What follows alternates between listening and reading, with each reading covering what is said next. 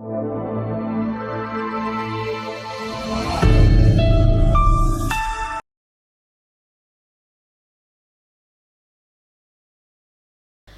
dear learners, how are you all? I hope you all are good. So today we are going to read Vani grammar champions grade 8. तो आज हम start करेंगे chapter number 13 जिसका title है future indefinite tense यानी कि सामान्य भविष्य काल. सो फ्यूचर इंडेफिनिट टेंस जैसे कि आप वर्ड से देख पा रहे हैं फ्यूचर यानी कि जिसमें फ्यूचर के बारे में बात की जाती है. तो फ्यूचर इंडेफिनिट टेंस में एफर्मेटिव सेंटेंस कैसे बनते हैं आइए देखते हैं एग्जाम्पल के थ्रू. तो पहला सेंटेंस है मैं बाजार जाऊंगा. I shall go to the market. वह एक पुस्तक खरीदेगी. She will buy a book. तुम यह पुस्तक पढ़ोगे. You will read this book. हम अंग्रेजी पढ़ेंगे. We shall read English. पहचान क्या होती है? फ्यूचर इंडेफिनिट टेंस के हिंदी वाक्यों के अंत में गा गी गे आदि शब्द आते हैं. मैं बाजार जाऊंगा. वह एक पुस्तक खरीदेगी. तुम यह पुस्तक पढ़ोगे. हम अंग्रेजी पढ़ेंगे. तो इस तरह के वर्ड आ रहे हैं. इस काल के वाक्यों में कार्य भविष्य में होना पाया जाता है यानी कि काम जो है वो भविष्य में आने वाले समय में होगा. अनुवाद के नियम. फ्यूचर इंडेफिनिट टेंस के वाक्यों का अंग्रेजी अनुवाद करते समय कर्ता के बाद विल या शैल लगाकर क्रिया की प्रथम अवस्था का प्रयोग करते हैं यानी कि इसमें विल और शैल के साथ वर्ब की फर्स्ट फॉर्म का हम यूज करते हैं. आई और वी कर्ताओं के साथ शैल तथा अन्य सभी कर्ताओं जैसे you he she it they आदि के साथ विल का प्रयोग करते हैं.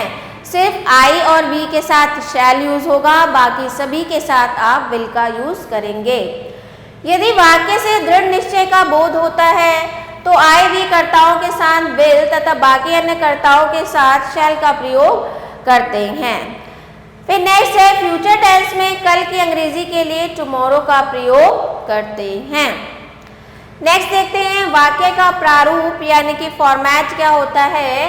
Subject plus will plus shell plus first form of the verb plus predicate ये आपका फॉर्मेट रहता है. तो आइए एक्सरसाइज देखते हैं. वह मेरी आज्ञा मानेगा. ही विल ओबे मी. ही विल ओबे मी. वह अवश्य सफल होगा. He will definitely get success. He will definitely get success. तुम्हें वहां जाना पड़ेगा. You have to go there. किसान खेत जोतेगा. The farmer will plow field. Anil आज अपना काम समाप्त करेगा. Anil will complete his work today.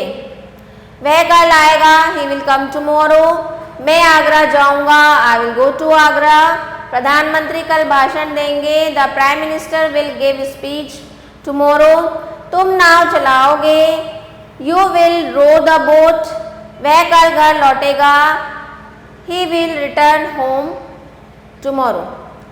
Next देखते हैं नेगेटिव सेंटेंस में क्या होता है. नेगेटिव सेंटेंस में मोहन खाना नहीं खाएगा. नॉट आ जाता है. Mohan will not eat food. मैं आज स्नान नहीं करूंगा. I shall not bath today. Hari गाना नहीं गाएगा. Hari will not sing a song. आज हॉकी नहीं खेलेंगे. They will not play hockey today. तो यहाँ पर वे आ जाएगा. वे आज हॉकी नहीं खेलेंगे. अनुवाद के नियम क्या होते हैं. फ्यूचर इंडेफिनिट टेंस के नेगेटिव सेंटेंस का अंग्रेजी अनुवाद करते समय विल या शैल के बाद तथा क्रिया की प्रथम अवस्था से पहले अर्थात दोनों के बीच में नॉट का प्रयोग करते हैं यानी कि शैल और वर्ब के बीच में नॉट आ जाएगा. राइट. कभी नहीं के लिए नेवर शब्द का प्रयोग करते हैं. वाक्य का प्रारूप सब्जेक्ट प्लस विल और शैल plus not plus first form of verb plus predicate. ये आपका फॉर्मेट रहता है। आइए एक्सरसाइज देखते हैं। मैं तुम्हारी सहायता नहीं करूँगा, I will not help you. हम उसे वहाँ नहीं मिलेंगे, we will not meet him there. वे गरीबों की सहायता नहीं करेंगे, they will not help poors. वह कुर्सी पर नहीं बैठेगा, he will not sit on the chair. शिकारी हिरन को नहीं मारेगा, the hunter will not kill the deer. मैं कभी झूठ नहीं बोलूँगा, I will never tell a lie. अच्छे लड़के कभी झूठ नहीं बोलेंगे, good boys will never tell a lie. Police इस बदमाश को नहीं पकड़ेगी, the police will not catch this thief. हम पतंग नहीं उड़ाएंगे, we will not fly kite. मैं सुबह की गाड़ी से दिल्ली नहीं जाऊंगा, I will not go to Delhi by the morning train. Next देखते हैं इंटेरोगेटिव सेंटेंस। इंटेरोगेटिव सेंटेंस में सेंटेंस देखिए, क्या वे वहाँ जाएंगे, विल दे गो देयर। क्या हम मैच खेलेंगे, shall we play a match. क्या हम सिनेमा जाएंगे, will he go to cinema.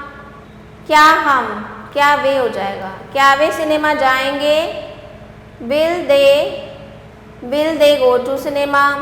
तुम उसे क्यों पीटोगे, why will you beat him. अनुवाद के नियम क्या होते हैं। फ्यूचर इंडेफिनिट टेंस के प्रश्नवाचक वाक्यों में का आरंभ यदि क्या शब्द से होता है तो अंग्रेजी अनुवाद करते समय इस क्या शब्द की अंग्रेजी नहीं लिखी जाती, बल्कि विल या शैल को ही कर्ता के अनुसार वाक्य के प्रारंभ में लगाया जाता है। इसके बाद कर्ता तथा क्रिया की प्रथम अवस्था का प्रयोग करते हैं।